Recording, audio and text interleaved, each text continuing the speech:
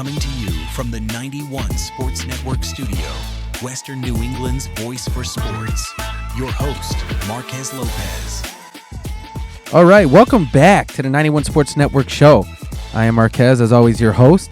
And boy, has it been a crazy 2 weeks in Boston sports since I last talked with you all, huh? Well, we've got the Patriots draft, which just happened on Thursday. We got the Mike Vrabel drama. We got the Celtics rolling. We got the Bruins collapsing. But we begin today's episode with the biggest story in Boston sports right now, and that's none other than the firing of Red Sox manager Alex Cora. And honestly, I'm stunned. It's April, and the Boston Red Sox fired one of the most respected managers in all of baseball. And not only him, along with his entire coaching staff, essentially. You know, teams do not fire managers with Cora status in April. That just doesn't happen. But when it does, this happens usually because one of two things, right? One, he's being scapegoated, which there's a very real possibility there. Or two, he's just not the guy for the job anymore. And the front office thinks that making the move now can somehow salvage the rest of the season. And personally, I think it's both. You know, in regard to being scapegoated, we'll get there later in this segment. But when it comes to Cora and the fit, Cora and the desire to coach the Boston Red Sox under this ownership and guidance, I think the signs were there, at least lately. You know, Cora recently showed up to a press conference a couple of days ago, showed up late, 45 minutes late, I think. And he seemed a little frustrated and a little short with the media, especially when being questioned as to why he was late. You know, you had some of the media people taking to Twitter questioning, whoa, Cora's late. Has there been a change to the coaching structure with the Boston Red Sox? Well, they were just a couple of days premature in what was going to happen. But when he was asked about it, Cora said, nah, I was just on the phone with my two twins who just landed in Puerto Rico. You know, and I think that morning, too, when he was on the Greg Hill show on WEEI in the morning, Wiggy asked Cora a question, something like, do you feel like you're on the hot seat? Do you feel like your job is in jeopardy? And Cora said, nah, the only thing I'm concerned about is getting my two twins packed to go to Puerto Rico. I mean, as a Red Sox fan of a team who is 7 or 8 games under 500 at the moment that Cora said those words, as a fan, I don't feel good. It doesn't feel like you're taking this personal enough. I shouldn't want this more than you, Alex Cora. And I'm sure ownership heard that too. I don't think the ownership likes to hear their coach, who is grossly underperforming in 8 games under 500, say the only thing I'm concerned about is not my job, but whether my two sons are packed to go to Puerto Rico. Yeah, listen, it felt like this was starting to crack already behind closed doors. And let's be real, right? It happened because this team has been bad. They have not played to expectations. This offense has been brutal. They struggle to get men on base, but when they do, they can't drive them in. They're striking out a ton. They're chasing pitches out of the zone. I think they're one of the worst, if not the worst team in baseball at chasing pitches outside of the zone. They have too many weak contact ground balls, which again, I believe they're in the bottom 3 in the league in ground ball rate. This team has no power identity. There's no fear factor in this Red Sox lineup. And after 30 games, there's been no improvement. That gets coaches fired. And Alex Cora is not blameless. If there's one thing Cora may be guilty of, it's loyalty. He's loyal to his guys without a fault. Loyal to his staff. Sometimes he's loyal for too long. You've seen it with certain people in certain spots in the order. And in Cora's case, sometimes your greatest strength becomes your biggest weakness. Listen, players love you. The staff trusts you. But the front office can view that loyalty as resistance. Resistance to change. Resistance into new strategies in baseball ops. Ownership doesn't like that loyalty. They're a business, and they want it to be treated as such. And honestly, I think that loyalty may have played a role here. You know, there's talk that Cora vetoed a potential Jarren Duran trade last year. Now Jarren Duran has essentially no value. These are the things that might have did him in. But let me be clear also. In no way, shape, or form is this all on Alex Cora. And don't get me wrong, I wish Alex Cora was still the manager of this Boston Red Sox team. But if we're talking root cause to why this Red Sox team is underperforming, it's not Cora. The root cause actually starts above the dugout. And that's with Craig Breslow.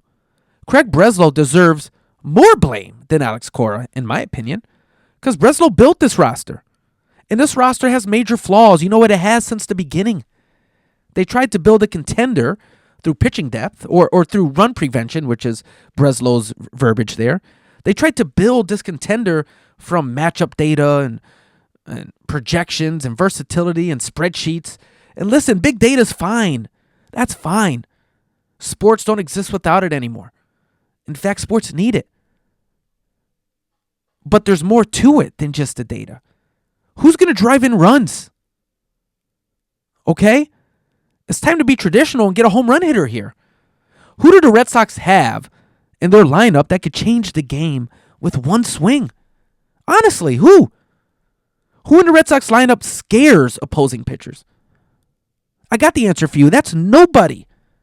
Because the front office built a lineup with unrealistic expectations, and now Cora wears it. It's unfair. It's frustrating. Craig Breslow is without a doubt the worst GM that the Boston Red Sox have had in the last 2 decades. Ask yourself, what is his legacy? Theo broke the curse, won twice. Ben Cherington built a roster that won the World Series in 2013 following the marathon bombing. Dombrowski built the roster that beat the Dodgers in 2018 for the World Series. Hell, Chaim Bloom built the farm system. He drafted Roman, Mayer, Campbell, and Teal, who eventually was flipped for Garrett Crochet. What's Breslow's legacy? Is it Chris Sale for Von Grissom? Is it Rafael Devers for nothing? Or will it be this epic failure of his trying to build a World Series roster on a budget through run prevention? What's his legacy? It's not a good one. You know, this decision in general just felt like panic from the ownership. You know, they heard the chants. Sell the team. Sell the team. They were in attendance. They heard it. And let me tell you something. Those owners are sensitive. John Henry is a sensitive man. He is a sensitive guy. Okay? He heard those chants. So don't get me wrong. Know this. Ownership sees the frustration. Ownership knows that morale within the fan base is dropping. And yes, weekend Fenway will always be fine. Friday, Saturday, Sunday games at Fenway will always be sellouts. People will always be at the games. But those Tuesday night games in May, those Wednesday night games in June, July, August, September if they're not in contention, those empty seats are going to start hitting the bottom line really soon. Ownership doesn't want that. Ownership knows that. That's why this firing, it feels like an attempt to get out in front of that before it snowballs. But let me tell you, it's going to snowball regardless, especially if nothing else is done following this firing of Alex Cora, which is why I don't think this is the end. I think this is actually the beginning of the transition.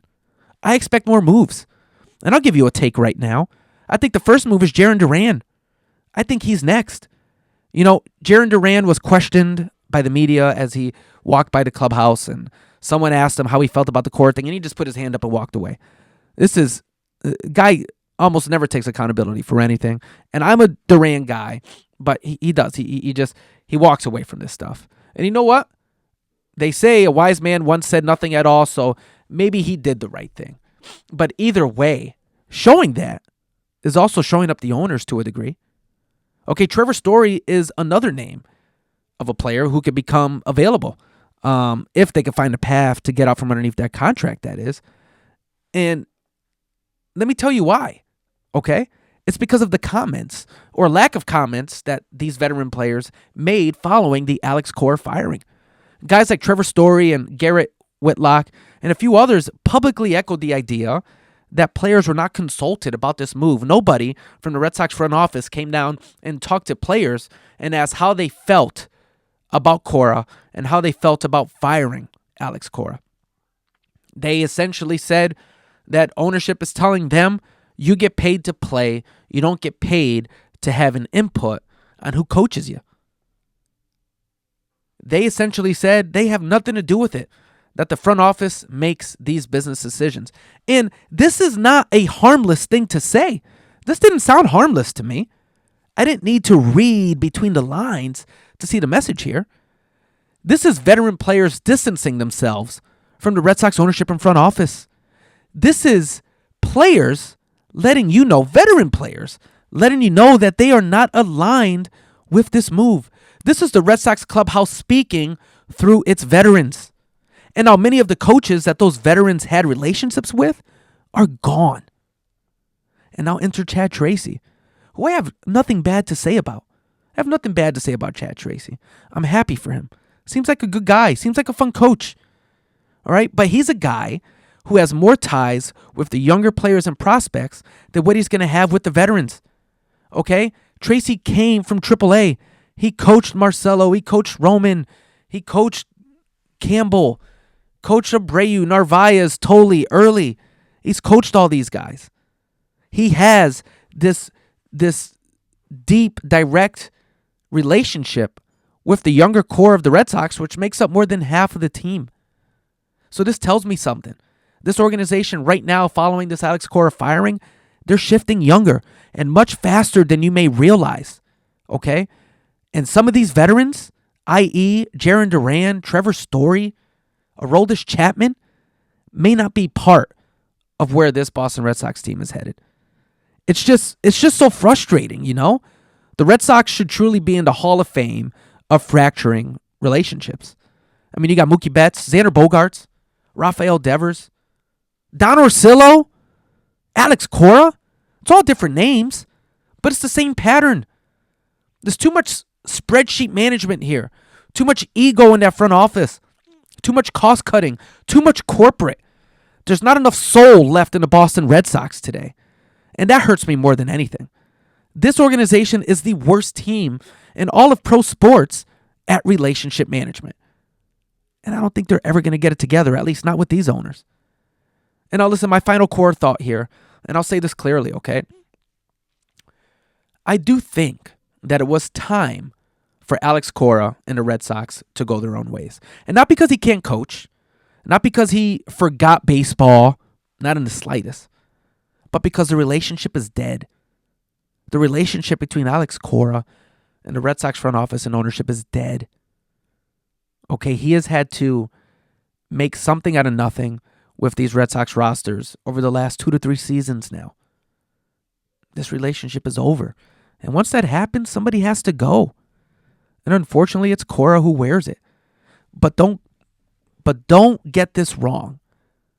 If Craig Breslow does not fix this roster following this move, and if the Red Sox continue on this path for the rest of the season, then all this firing did was buy time for Breslow.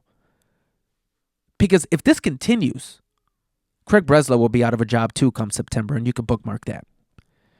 Now, before we get into more bad news here with the New England Patriots, let's go with the good side of things first, all right? Let's get some positivity flowing here with Boston sports. The NFL draft was on Thursday, and in my opinion, the Patriots had a very smart draft. This wasn't flashy, wasn't headline chasing, but it was smart. All right, it was a functional roster building draft for these New England Patriots. I think one of the best drafts they've had in a while.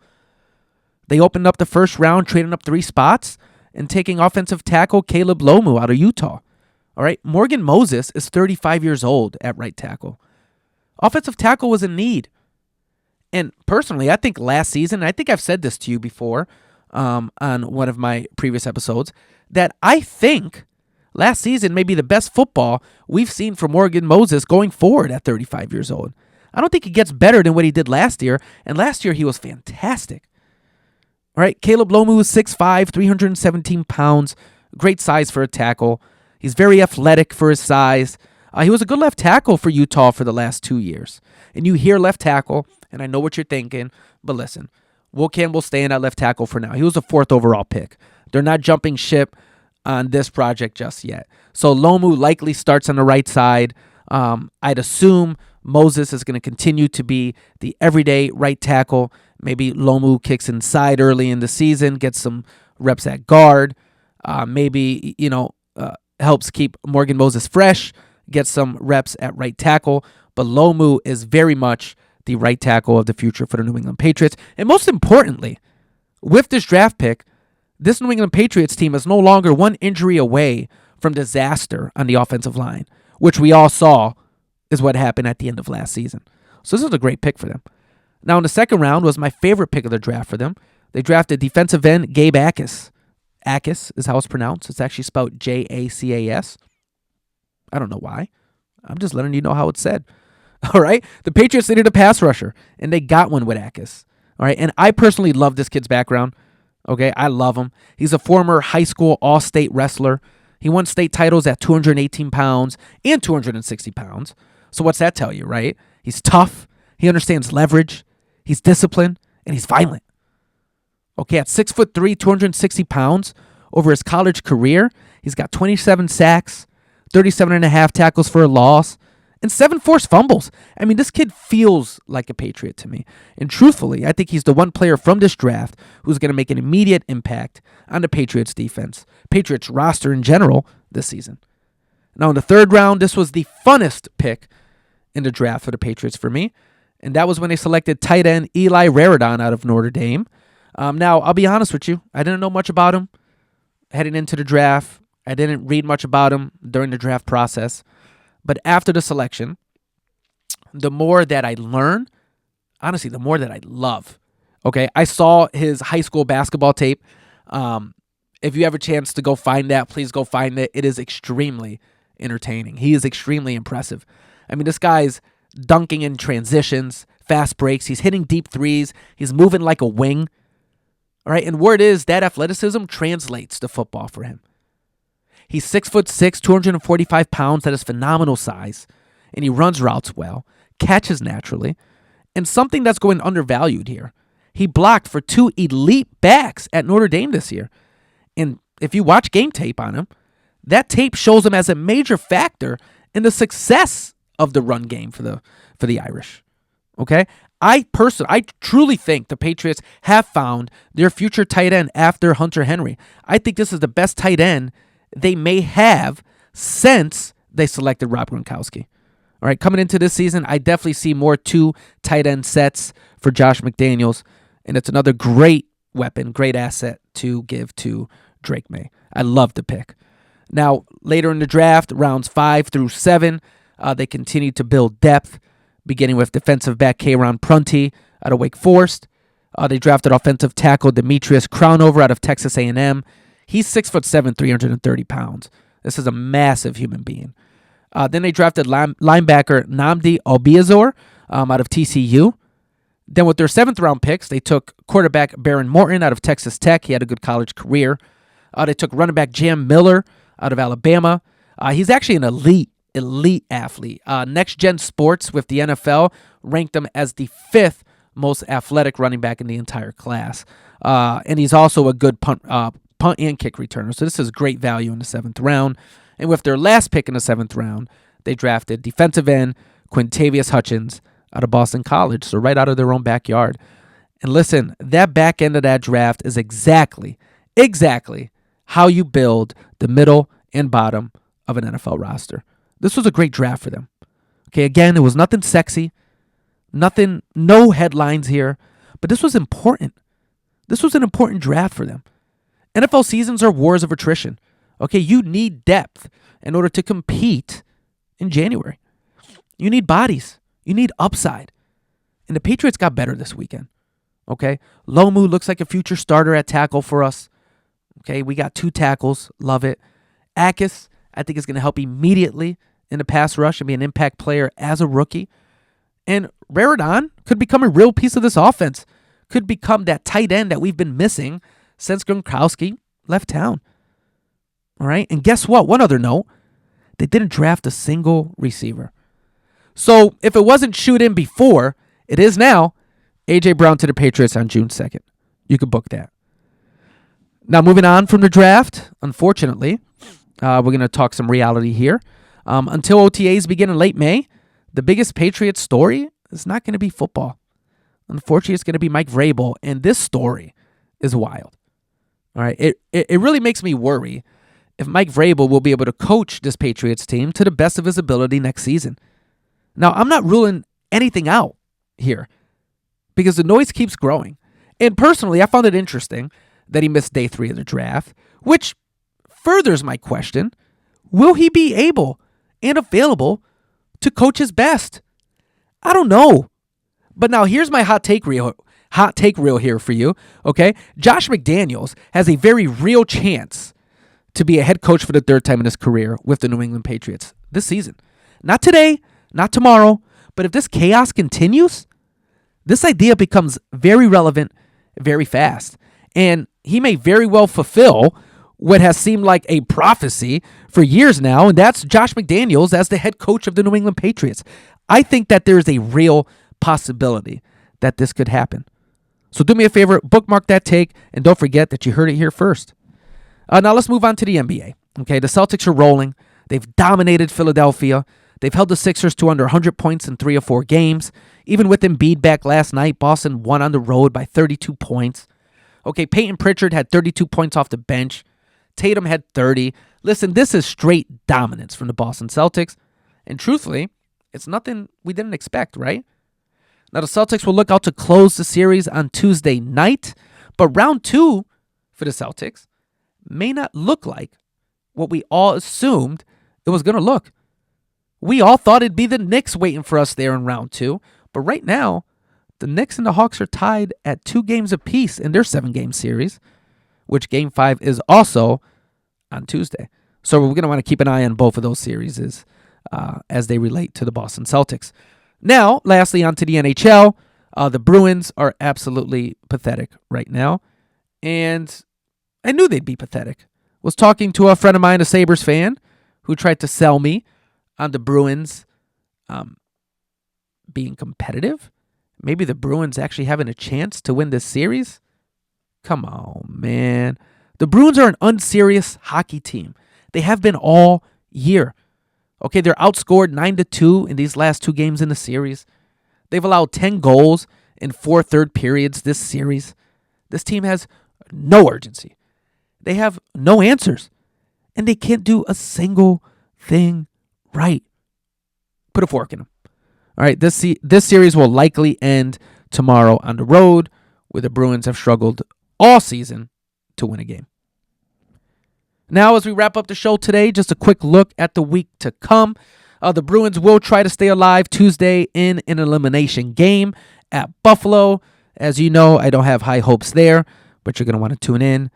And on to soccer. The New England Revolution, currently 4th in the Eastern Conference, face Orlando in the U.S. Open Cup round of 16 on Wednesday night. You're going to want to tune into that.